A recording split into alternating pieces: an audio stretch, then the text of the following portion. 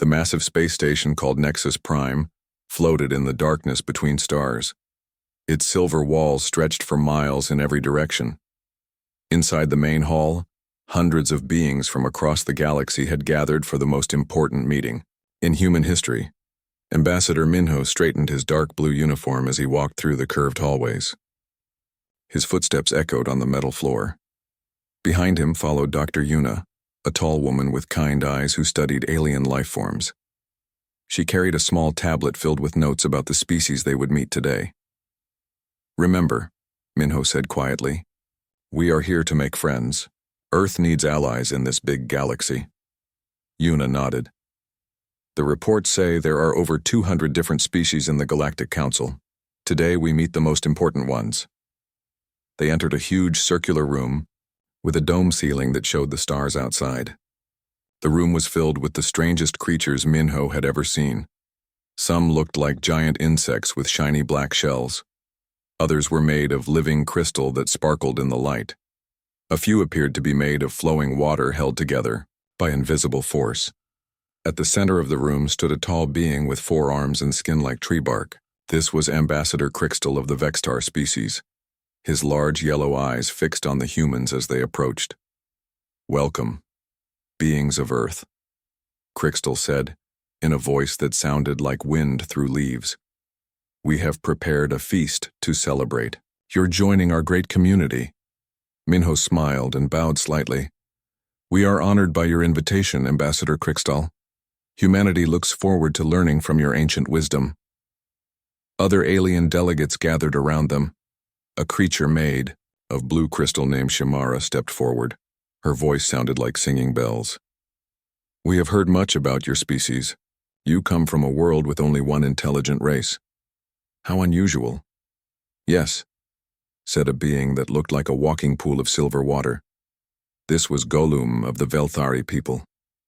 "Most worlds develop many thinking species.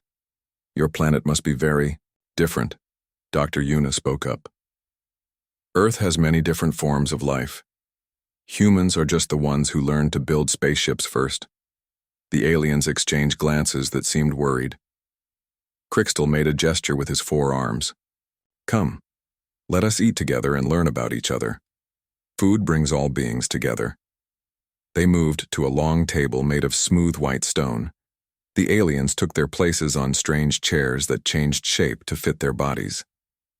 Minho and Yuna sat on simple human chairs that had been brought from their ship. Servants who looked like metal robots rolled forward carrying silver trays. They placed small plates in front of each guest. Minho looked down at his plate and saw 3 perfect cubes of different colors. One was bright green, one was deep blue, and one was golden yellow. "These are our finest delicacies," Crystal announced, proudly. "The green cube contains all nutrients needed for plant-based life forms. The blue cube has everything required by mineral beings. The golden cube provides energy for those who process light directly." Shimara picked up her blue cube with fingers that looked like small crystals. She placed it against her chest and it dissolved into her body with a soft glow. "Perfect purity," she said with satisfaction. "No harmful biological materials. No risk of contamination." Golum absorbed his green cube through his liquid skin. "Processed to remove all dangerous organic compounds. Safe and clean." Minho looked at the cubes on his plate. He picked up the golden one and examined it closely. It felt like plastic and had no smell at all. "What exactly is this made of?" "Synthesized proteins and carbohydrates," Crystal explained. "All natural biological materials have been removed and replaced with safe artificial compounds. No civilization has eaten raw biological matter for thousands of years. Such practices ended when we became truly advanced." Dr. Yuna frowned. "Raw biological matter?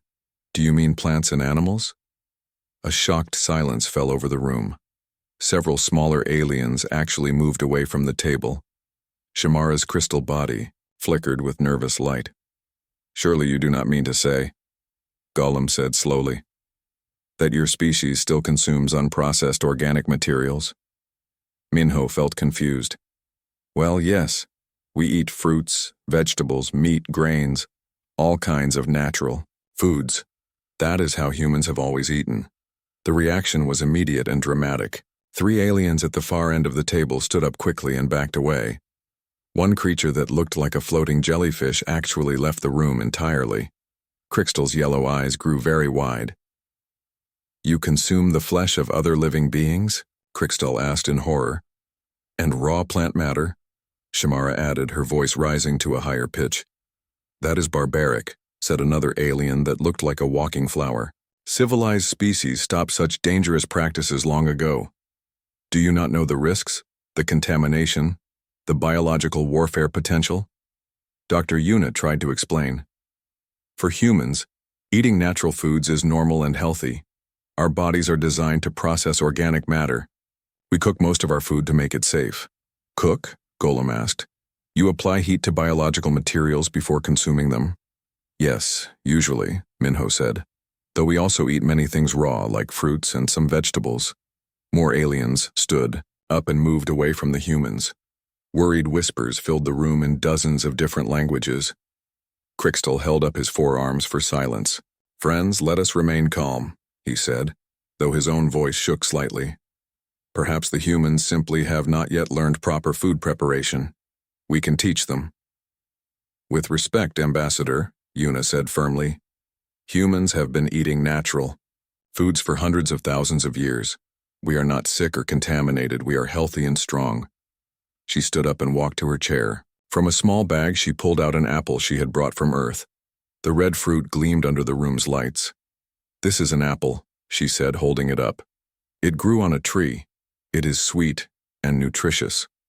The aliens stared at the fruit as if it were a dangerous weapon. Some actually hid behind their chairs. Yuna bit into the apple with a loud crunch. The sound echoed through the silent room like a gunshot. Juice ran down her chin as she chewed and swallowed. "Delicious," she said, with a smile. That was when the real panic began. 3 days had passed since the disaster at the welcome dinner. The alien delegates whispered about the humans in the corridors of Nexus Prime. Most avoided them completely. Some pointed and stared when they thought the humans were not looking. Minho sat in the human quarters feeling frustrated. The diplomatic meetings had become cold and formal. Every time he tried to discuss trade agreements or cultural exchange, the aliens changed the subject or made excuses to leave early. "They think we are dangerous animals," he said to Dr. Yuna as she worked at her computer. "How can we build relationships when they are afraid of us?" Yuna looked up from her research notes. "Fear often comes from lack of understanding. Maybe we need to show them instead of just telling them." A soft chime came from the door. Minho pressed the button to open it. Outside stood 3 young aliens. The first was a small crystalline being with purple light flowing through her body. The second looked like a tall plant with silver leaves that rustled when she moved. The third was covered in soft blue fur and had large, curious eyes. "Greetings, humans," said the crystal being in a quiet voice. "I am Nara of the Shemek people. These are my friends Vela and Keto." The plant-like Vela stepped forward. Her silver leaves made musical sounds as they touched each other. "We hope we are not disturbing you. We wanted to ask questions about your eating practices." Keto, the furry alien, nodded eagerly. "The elders forbid us from speaking to you about such things, but we are scientists. We want to understand." Minho and Yuna exchanged glances. These young aliens seemed different from the fearful delegates at the dinner. "Please come in," Yuna said warmly. "We are happy to answer your questions." The 3 aliens entered the human quarters carefully. They looked around at the simple furniture and walls covered with pictures of Earth. Nara's purple light pulsed, faster when she saw images of forests and oceans.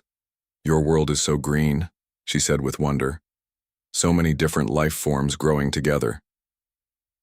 "Most worlds in the galaxy are not like this anymore," Vela explained to the humans. "Long ago, planets were wild and diverse, but civilized species learned to control and purify their environments." Keto sat on a soft chair, and his fur changed to a lighter shade of blue. "Our teachers say that consuming unprocessed biological matter leads to chaos and destruction, but you seem peaceful enough." We brought someone who might interest you, Minho said. He pressed a button on his communication device. Jiwon, could you join us, please? A few minutes later, a cheerful woman with short black hair entered the room. She wore a white coat and carried a large bag that smelled of strange and wonderful scents. This is Jiwon, Yuna explained. She is our head chef. She prepares food for the human crew. The three young aliens leaned back nervously when they heard the word chef. Nara's light flickered with uncertainty. A chef, Vela whispered. One who handles raw biological matter professionally. Jiwon smiled and set down her bag carefully. I heard you wanted to learn about human food. Would you like me to show you how we prepare a simple meal? Kito's large eyes grew even wider. You would demonstrate the forbidden practices? Here? Now?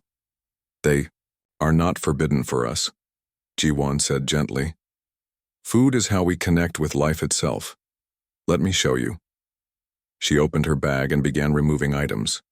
First came several bright red tomatoes that gleamed like jewels. Then green lettuce leaves, yellow corn, purple onions, and orange carrots. The aliens stared in fascination and horror as more vegetables appeared. These all grew in dirt on our ship's garden, Jiwon explained. They absorbed sunlight and water and became food through natural processes. Nara's crystal body began to glow brighter. They are so colorful. Are they not dangerous to touch? Not at all. Jiwon picked up a tomato and held it out. This contains vitamins, minerals, and natural sugars. It tastes wonderful.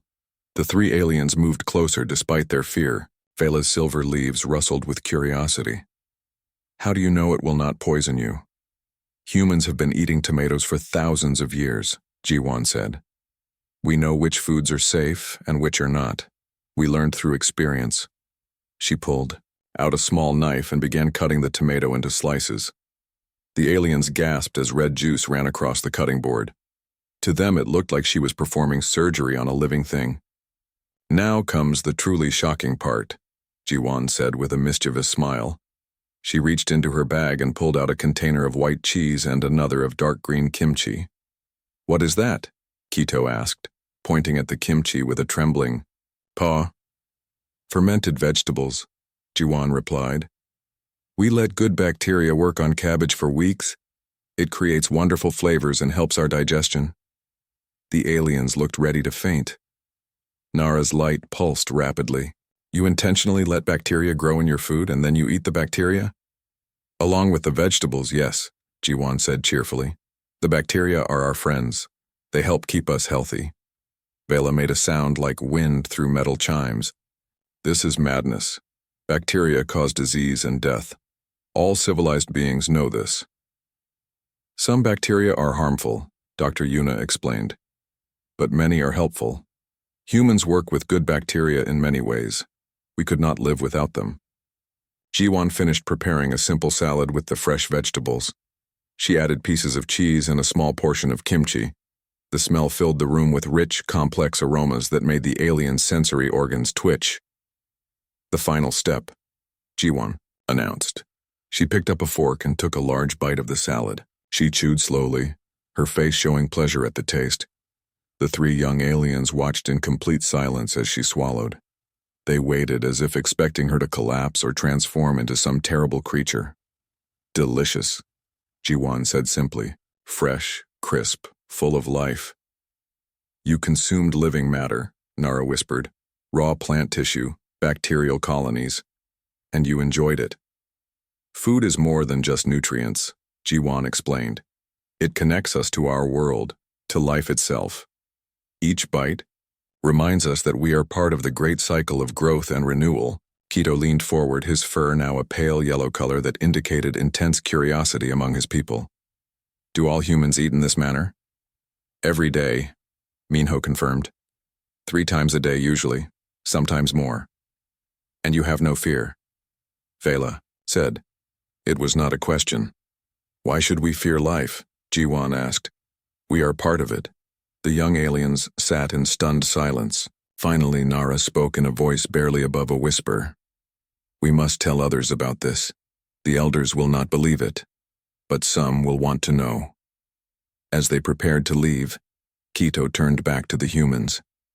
"You are either the bravest beings in the galaxy or the most foolish," G1 smiled. "Maybe there is no difference." Dr. Thekran paced nervously through the vast library of Nexus Prime. His 6 legs clicked against the metal floor as he moved between towering shelves filled with data crystals. As the head xenobiologist for the Galactic Council, he had access to information about every known species in the galaxy, but what he had learned about humans troubled him deeply.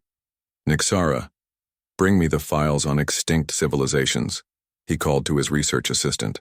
His voice echoed in the empty halls of the archive. Nixara was young for her species, barely 200 years old. Her translucent skin showed the blue blood flowing through her veins as she worked at a glowing terminal. "Which time period, Doctor?" "Start with 10,000 years ago. Look for any references to biological consumption patterns." The young assistant's fingers moved quickly over the light controls. Streams of data appeared in the air above them, showing the rise and fall of countless civilizations across the galaxy. "Here is something interesting," Nixara said after several hours of searching.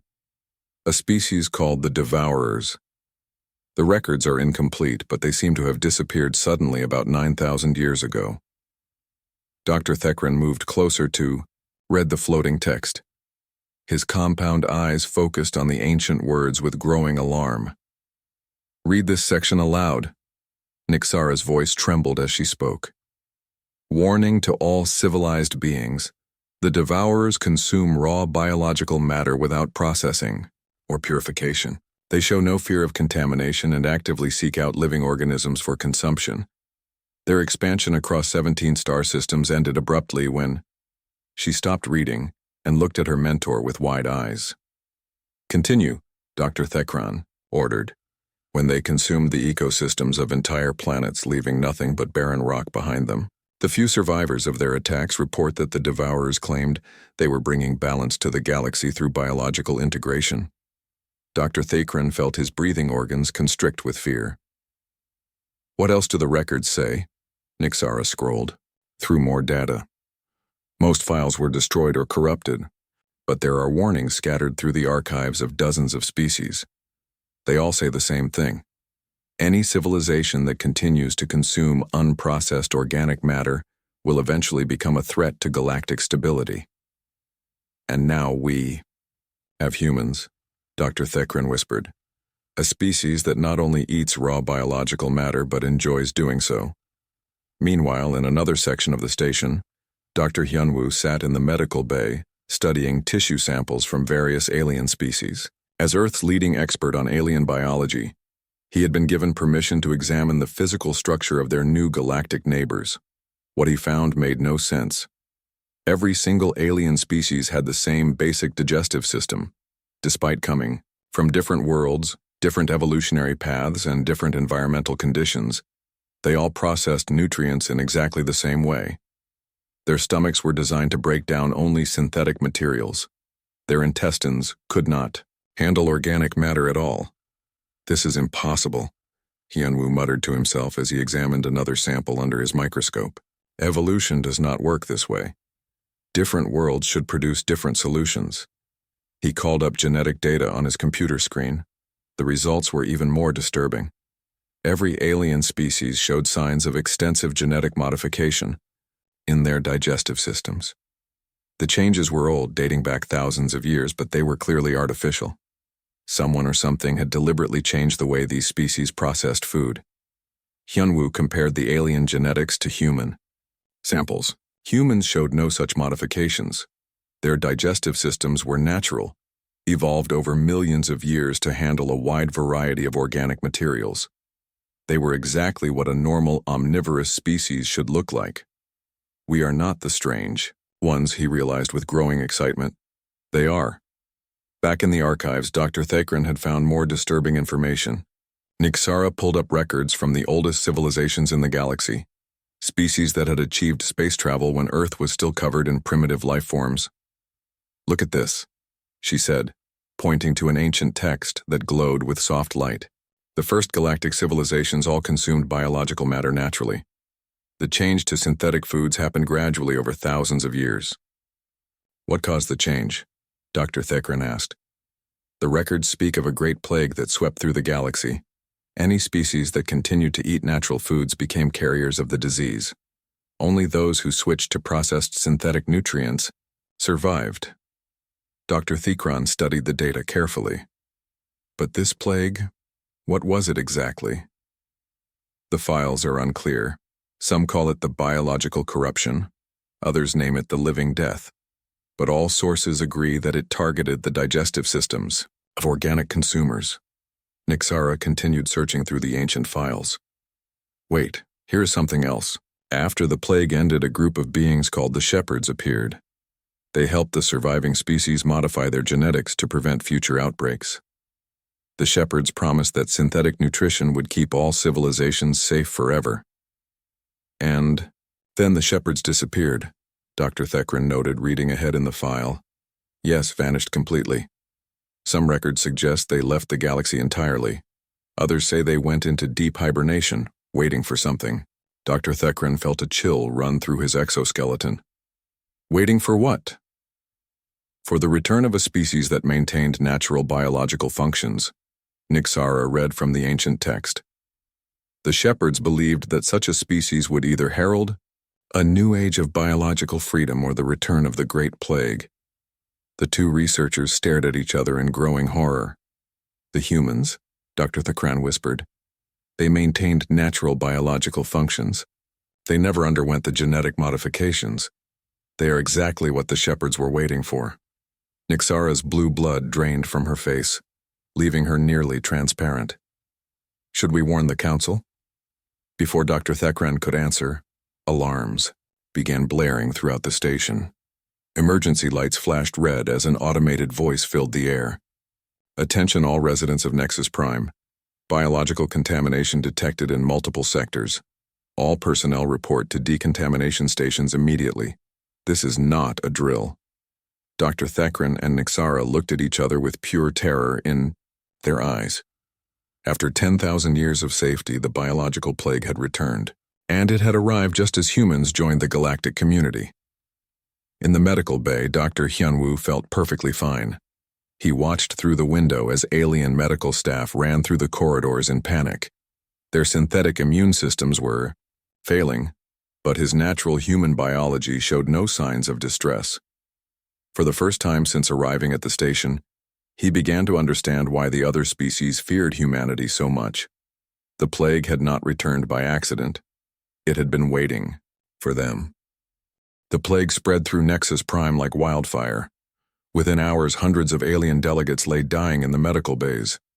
Their synthetic immune systems had no defense against the ancient biological weapon that attacked their artificially modified digestive systems. Ambassador Minho walked through the quarantine wards wearing only basic protective clothing. Around him, the most advanced species in the galaxy writhed in agony as their bodies rejected the synthetic nutrients they had depended on for thousands of years. How many dead? He asked Dr. Yuna as she examined another fallen alien delegate. 47, so far, she replied grimly, and the number keeps growing. Their modified digestive systems are shutting down completely. They cannot process any form of nutrition, synthetic or natural. Minho watched as Ambassador Crystal was carried past them on a floating medical bed. The proud Vexstar leader who had welcomed them just days ago was now barely conscious. His forearms hung limply as medical robots tried desperately to keep him alive. What about us? Minho asked. Any symptoms among the human crew? None at all, Yuna said with amazement. Whatever this plague is, it ignores our natural biological systems completely. We might as well be immune. In the kitchen area, Ji-won worked frantically to help the few aliens who could still move. She had discovered something remarkable.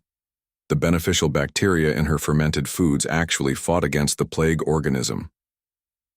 Try this, she said to Nara, the young crystal, being who had visited them earlier. Nara's purple light had dimmed to barely a flicker as the plague attacked her synthetic nutrient processing organs. Ji-won held out a small spoonful of kimchi juice, rich with living bacteria that had fermented for months aboard the human ship. I cannot, Nara whispered weakly. My people have never consumed bacterial matter. It will kill me. You are already dying, Jiwan said gently but firmly. The plague is destroying your artificial systems. Maybe natural bacteria can help fight it. Nara looked around the medical bay at her dying companions. With trembling crystal fingers, she took the spoon and drank the fermented liquid. The effect was immediate and dramatic. The dimming light in her body began to grow brighter. Her artificial nutrient processing organs, damaged by the plague, started to heal as beneficial bacteria went to work inside her system. Impossible, whispered Dr. Thekran from his medical bed nearby. Despite his weakness, his scientific mind was amazed by what he witnessed. Living bacteria cannot repair synthetic biological systems. Maybe that is the problem, Dr. Hyunwoo said as he entered the medical bay. Your systems are not really biological anymore. They are artificial constructs that mimic biological function. This plague attacks the artificial components but leaves natural biology alone.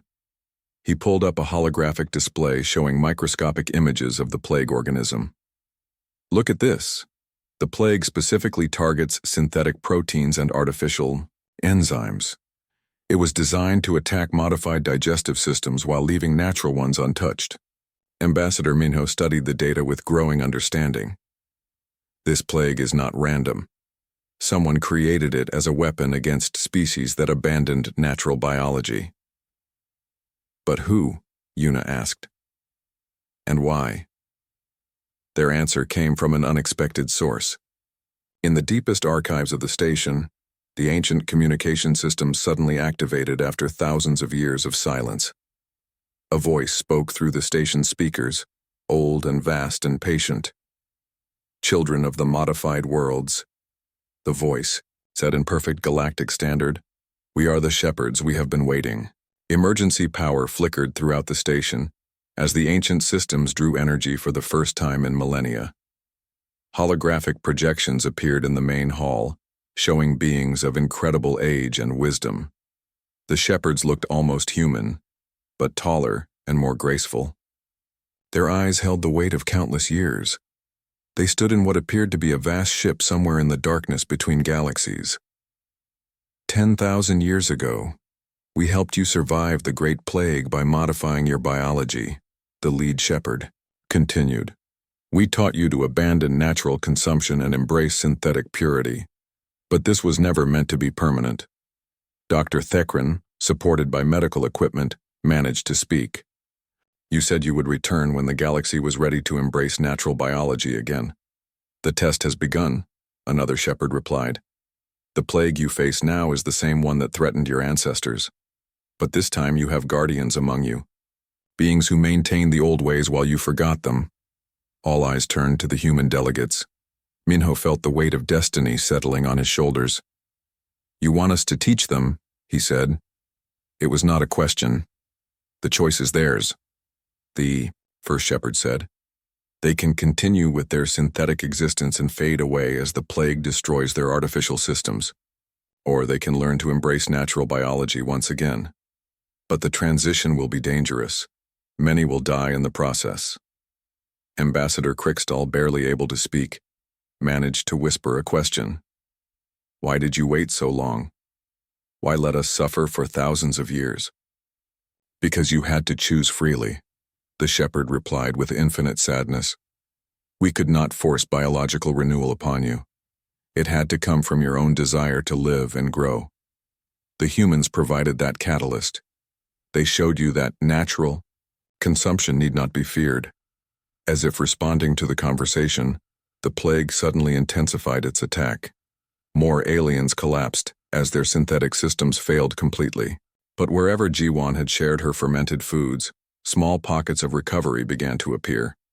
Vela, the plant-like alien who had visited the humans, managed to sit up for the first time in hours. The bacterial solution is working, she announced, weakly. My artificial nutrient processors are beginning to accept organic compounds. Kito, the furry alien, had also received G1's treatment. His blue fur was now streaked with silver, a sign of profound change in his species. I can taste, he said in wonder. For the first time in my life, I can actually taste what I consume, the banao. Shepherds watched with approval as more aliens accepted the fermented bacterial treatments. The restoration begins, they said.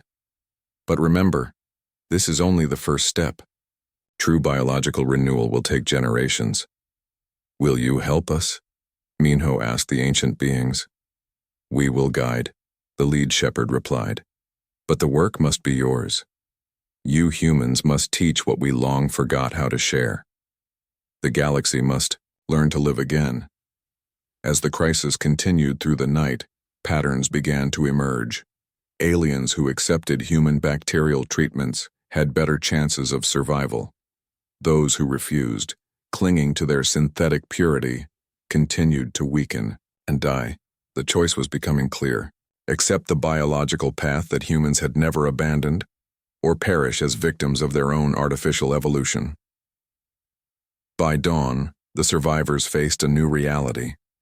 Humanity had become not just another species in the Galactic Council, but the key to the galaxy's biological future. The plague was only the beginning.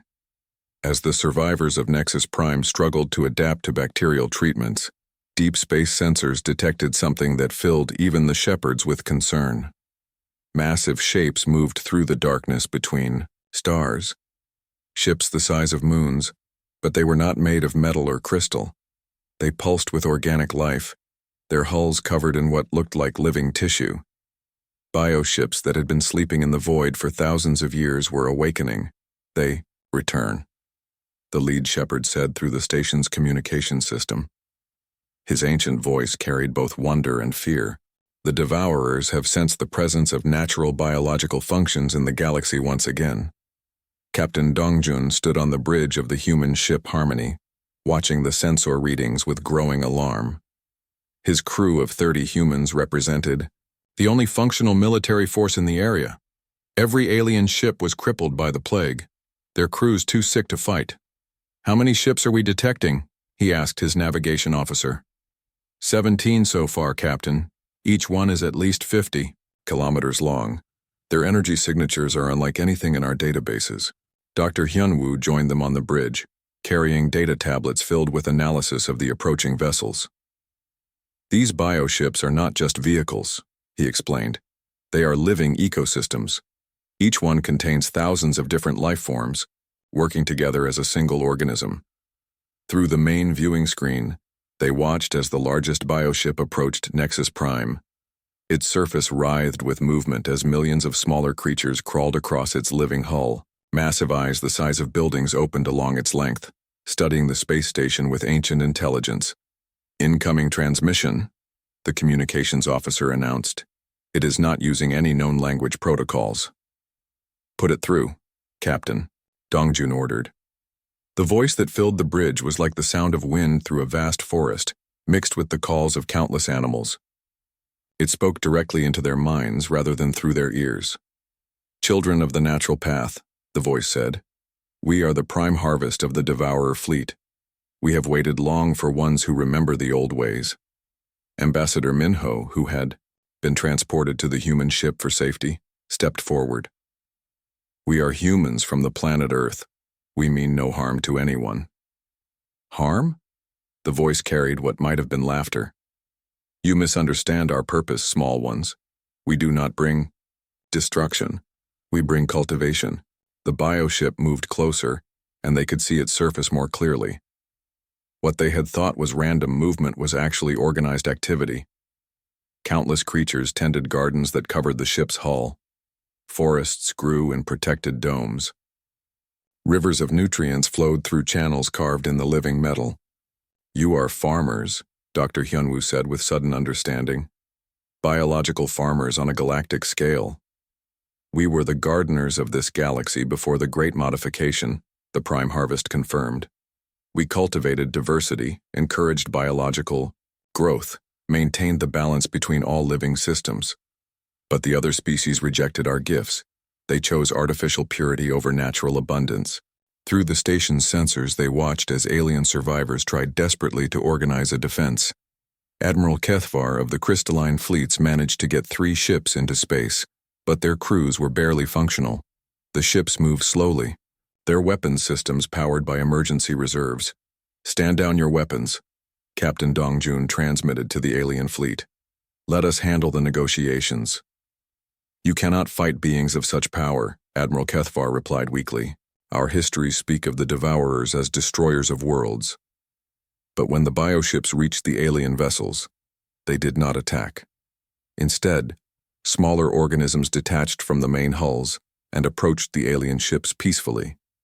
The creatures attached themselves to the hull breaches and began releasing healing compounds into the ship's atmosphere. "Your fleets are dying from biological rejection," the Prime Harvest explained. "Our healing organisms can help stabilize their artificial systems while they learn to accept natural biology again." On Nexus Prime, the situation was becoming desperate. Despite Jiwan's efforts with fermented foods, many aliens were still dying. Their bodies could not make the transition from synthetic to natural nutrition quickly enough. "We need help," Dr. Yuna transmitted to the bioship. "Our bacterial treatments are not enough. Too many are dying." "We understand," the Prime Harvest replied. "Permission to send cultivation specialists to your station?" Within hours, the corridors of Nexus Prime were filled with the strangest rescue workers in galactic history. The Devourer specialists looked like walking gardens. Their bodies were covered with symbiotic plants and friendly bacteria. They moved through the medical wards like living ecosystems, spreading beneficial organisms wherever they went. Where they passed, dying aliens began to recover. The cultivation specialists did not force biological change on anyone. Instead, they offered choices, small organisms that could help bridge the gap between synthetic and natural biology. Bacterial colonies that could work alongside artificial immune systems, symbiotic plants that could provide natural nutrients without overwhelming modified digestive systems. Ambassador Crystal, who had been near death just hours earlier, sat up in his medical bed as tiny flowering vines grew along his exoskeleton. "I can feel them," he whispered in amazement. "The plants are sharing their strength with me." "This is how biology should work," one of the cultivation specialists explained in a voice like rustling leaves. "Not one species dominating others, but all life working together for mutual benefit." The young scientist, Nixara, watched in fascination as bacterial colonies established themselves in her modified digestive system. For the first time in her species' history, she was processing both synthetic and natural nutrients simultaneously. "Is this what the galaxy was like before the Great Modification?" she asked the cultivation specialist working with her. "More beautiful than you can imagine," the creature replied. "Every world was a garden of diversity. Every species contributed to the great biological symphony, until fear made them choose isolation over integration. But not all aliens were ready to accept biological renewal." Commander Yoluma of the aquatic fleet transmitted angry messages from his ship. "These creatures are infectious agents. They will contaminate the entire galaxy if we allow them to spread." "Commander," Captain Dongjun replied, "your crews are dying. The Devourers are offering to save them." "We would rather die pure than live contaminated," Yoluma declared, and ordered his remaining ships to retreat to the outer system. The Prime Harvest watched the fleeing ships with sadness. "Fear still rules some hearts," it observed. "They choose death over change, isolation over integration. But we will not force our gifts upon them." As the crisis stabilized, patterns began to emerge. Aliens who embraced biological integration, with help from both humans and Devourers, not only survived but began to thrive in ways their species had not experienced for millennia. Their senses became sharper as natural biology enhanced their artificial systems. Their immune systems grew stronger as beneficial bacteria provided protection against disease. Most importantly, they began to understand what they had lost. The artificial purity their ancestors had chosen had cut them off from the vast network of life that connected all things in the galaxy. "We were never meant to be alone," Dr. Thekran said as he walked through a garden that the Devourers had grown in the station's main hall. Flowering plants from dozens of worlds created a paradise of color and scent that filled the air with life. "No species is meant to be alone," the Prime Harvest agreed. "That is why we waited for ones like the humans. They maintained the connection that you had lost." They can teach what we remember, but from the perspective of a species that never forgot. Ambassador. Mino stood in the garden, watching as alien children played among plants they had never seen before. For the first time since humanity had joined the galactic community, he felt truly hopeful about the future. But he also understood the enormous responsibility that had fallen to his species. They had become the bridge between the galaxy's artificial present and its biological future. The real work was just beginning. 6 months after the crisis at Nexus Prime, the galaxy looked very different. On worlds across hundreds of star systems, small gardens grew where only sterile cities had existed before. The new cultivation accord had been signed by 2/3 of the Galactic Council species, with humanity serving as the primary teachers of biological integration. Ambassador Minho stood in what had once been the sterile council chambers of Nexus Prime. Now living walls covered with flowering vines filled the room with the scent of growing things. Sunlight streamed through transparent sections where plants converted carbon dioxide into oxygen, creating a natural atmosphere that no artificial system could match. The transformation has exceeded all our expectations, Dr. Yuna reported to the assembled delegates. Many of them looked dramatically different than they had months before. Ambassador Crystal's exoskeleton now supported a small ecosystem of beneficial plants. Nara's crystal body had developed organic channels that allowed bacterial colonies to flow through her, like living light.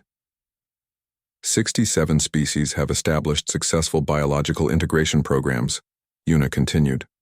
Mortality rates during transition have dropped to less than 3%, thanks to the combined efforts of human nutritionists and devourer cultivation specialists. The young scientist Nixara stepped forward to address the council. Her once transparent skin now had a healthy blue-green tint from the symbiotic algae that had taken up residence in her bloodstream. The psychological changes have been as dramatic as the physical ones, she reported. Species that have embraced biological integration show increased creativity, improved problem-solving abilities, and enhanced emotional connections with their environments. In the audience, representatives from holdout species listened with mixture of fear and curiosity. Commander Yoluma, who had refused biological integration for his aquatic people, watched from a sealed environment suit. His species continued to suffer from weakened immune systems and declining birth rates, but they stubbornly maintained their artificial purity. What about the long-term risks? He asked through his suit's communication system. Biological contamination, genetic instability, ecosystem collapse? Jiwan, who had become the galaxy's leading expert on biological nutrition, smiled as she answered. Commander, in 6 months of integration, we have seen 0 cases of harmful contamination. The beneficial organisms we work with actually strengthen immune systems and genetic stability. As for ecosystem collapse, the opposite is happening. Integrated worlds are showing unprecedented biological diversity. She gestured to a holographic display showing flourishing gardens on dozens of planets. The devourers taught us that biological cultivation is not about consuming resources. It is about creating abundance. Every integrated world now produces more food, cleaner air, and richer soil than it did under artificial systems. Dr. Hyun-woo presented the medical data. Integrated species show improved health markers across all categories. Their synthetic organs work better when supported by natural biological processes. Even their artificial immune systems become more effective when working alongside beneficial bacteria. But the most dramatic changes were happening among the younger generation of aliens. Children who had grown up entirely on synthetic nutrition were experiencing natural foods for the first time. Their reactions were transforming their entire species' relationship with the physical world. A small group of young aliens was brought before the council to share their experiences. Among them was Keto, the furry being who had been one of the first to accept human bacterial treatments. His fur now showed streaks of many colors, each representing different symbiotic organisms that helped his body process various nutrients. Before integration, food was just fuel, Keto explained to the assembled delegates. We consumed nutrition cubes because our bodies required energy. But now, eating is an experience that connects me to life itself. When I taste an apple from the human gardens, I can sense the sunlight that helped it grow, the soil nutrients that fed its roots, the rain that watered its leaves. A young crystalline being named Scylla stepped forward. Her body now contained living channels where bioluminescent bacteria created flowing patterns of light. The integration has given us new forms of art and communication, she said, her body pulsing with beautiful colors as she spoke. I can express emotions through the bacteria that live within me. My thoughts create light patterns that others can see and feel. The most remarkable testimony came from a child of the plant-like Vela species. Little Rin was only 5 years old, but she had been raised entirely on integrated nutrition from birth. Her silver leaves rustled with sounds that were somehow musical as she spoke. The old ones fear the bacteria, she said in her small voice. But the bacteria are my friends. They sing to me when I am sad. They help me grow strong when I am sick. They show me how all living things are connected in the great web of life. The adult delegates listened in stunned silence as this child described experiences that their species had not known for thousands of years. The capacity for biological communication, for sensing the connections between all living things, for feeling truly alive rather than just functional. She is what we could all become, the prime harvest observed through the bioship communication systems. Not human, not devourer, but something new. Integrated beings who combine the best of artificial advancement with natural biological wisdom. The formal vote was held at sunset, when the living walls of the council chamber glowed with bioluminescent organisms that responded to the emotional atmosphere of the room. One by one, species that had held out for months finally voted to join the new cultivation accord. Even Commander Yaluma, after watching his own people continue to weaken while integrated species thrived, reluctantly agreed to begin small-scale biological trials with volunteer members of his fleet. The transition will not be easy for aquatic species, Dr. Yuna warned him gently. Your people have been isolated from biological processes longer than most, but we have developed marine bacterial colonies that can help bridge the gap. Minho watched as the final votes were recorded. Humanity had come to the stars seeking allies and trading partners. Instead, they had become the teachers of biological renewal for an entire galaxy. The shepherds appeared one last time as the accord was signed. Their ancient faces showed satisfaction as they watched their long plan finally coming to fruition. Our work here is complete, the lead shepherd announced. The galaxy has chosen life over sterility, integration over isolation. The humans will guide you through the transition we could not. Will you stay to help? Ambassador Crystal asked, his plant-covered exoskeleton rustling with nervous energy. Our time is ending, the shepherd replied with gentle sadness. We are creatures of the old galaxy, before the great modification, but you are building something new, something better than what came before. This is your creation now.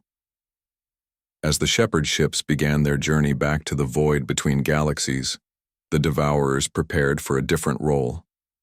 No longer isolated wanderers, they would become permanent partners with the integrated species, helping to cultivate biological diversity across thousands of worlds. The ceremony ended with a simple but profound moment. Jiwan brought out a basket of fresh fruit from the human gardens aboard Nexus Prime. She offered pieces to each delegate, integrated and holdout alike. For many alien species, it was their first taste of truly natural food in thousands of generations. The flavors were more complex, more alive than anything their synthetic nutrition had ever provided. Some wept with joy at tastes they had never known existed. A young alien child from the Crystal People, no more than 10 years old, bit into a piece of apple and stopped in amazement. The sweet juice ran down her chin as she experienced natural flavor for the first time in her species' recent memory. It tastes like starlight, she whispered in wonder. Ambassador Minho smiled as he watched the scene. Humanity had come to the stars carrying the simple courage to eat what nature provided. That fearlessness, which had once seemed primitive to advanced galactic civilizations, had become the key to their renewal. The galaxy was learning to live again, and at the center of that renaissance, humans served not as conquerors or leaders, but as gardeners helping ancient civilizations remember what it meant to be truly alive. In the end, the greatest human export to the galaxy was not technology, or military might, or even wisdom. It was the simple, primal courage to bite into an apple and trust in the abundance of life itself. The new cultivation had begun, and with it, a galactic civilization that would be richer, more diverse, and more alive than anything that had come before. The future tasted like hope.